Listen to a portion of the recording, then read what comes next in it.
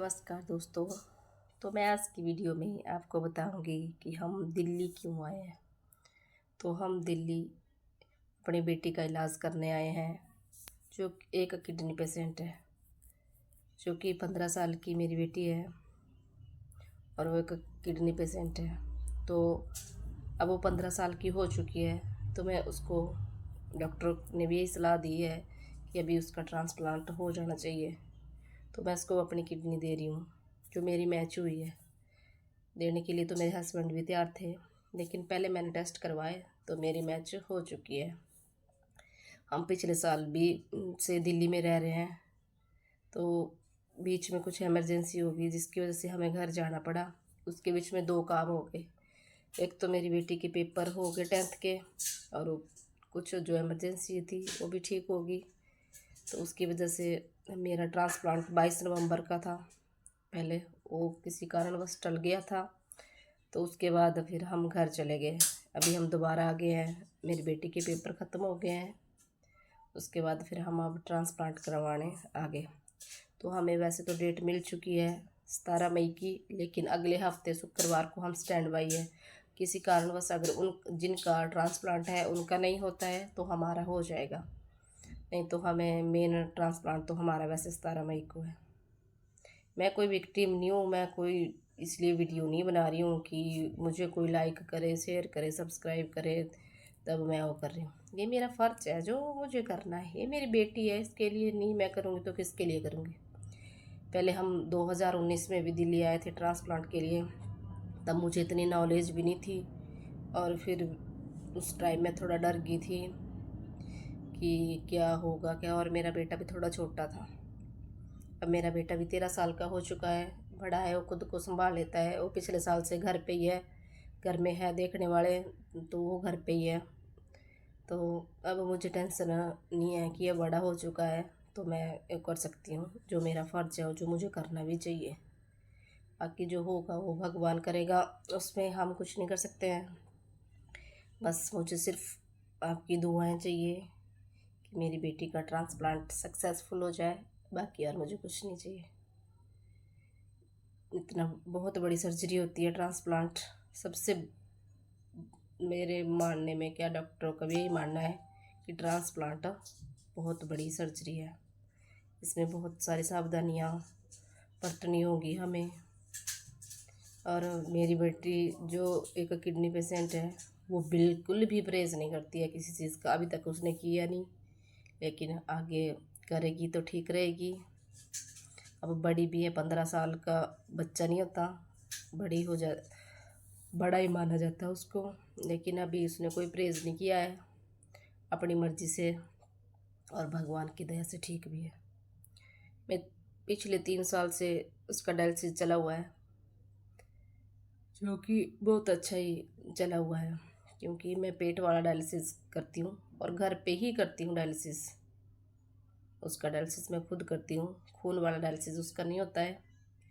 जो पेट वाला डायलिसिस होता है उसमें जो मशीन के द्वारा ही होता है, लेकिन खुद करती हूँ मैं रात को।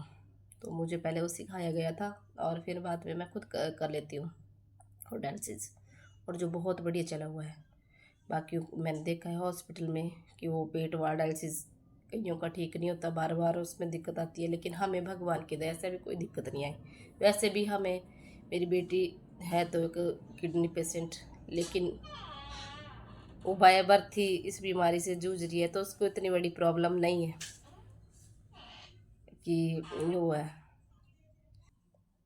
तो उसको कभी वो किडनी पेशेंट वाली भी मतलब प्रॉब्लम नहीं हुई। उसको कोई बीपी नहीं है, कोई शुगर नहीं है, कोई अदर बीमारी नहीं है, लेकिन उसकी हाइट थोड़ी कम रहेगी, उसकी वजह से वो थोड़ी वो है। बाकी उसको कोई प्रॉब्लम, नॉर्मल बच्चों से भी बहुत ज़्यादा आगे है।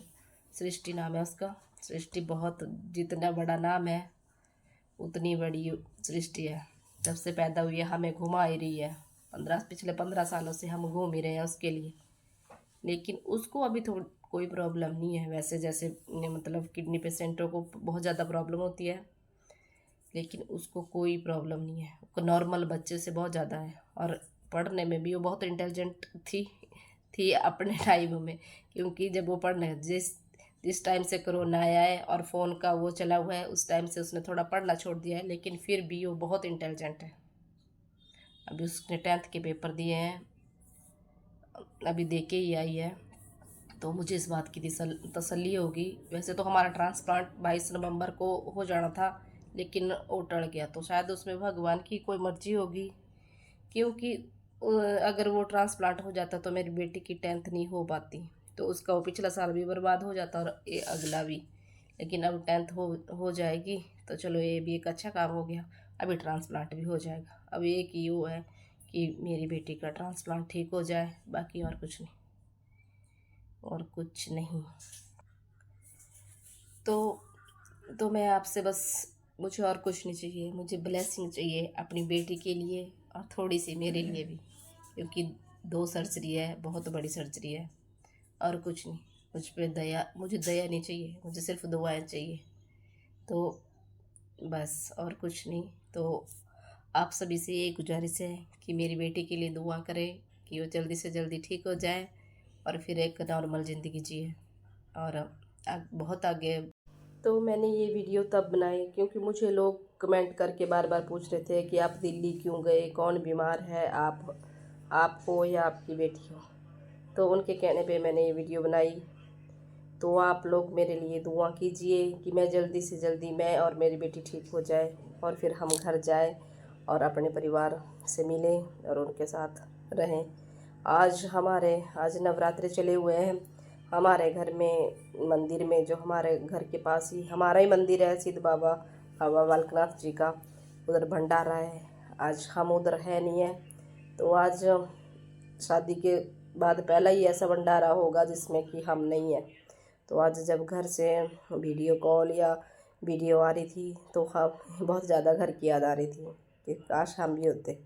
लेकिन कोई बात नहीं, माता रानी ने चाहा तो अगले साल हम घर जाएंगे, भंडारे में भी शामिल होंगे और जगराते में भी शामिल होंगे।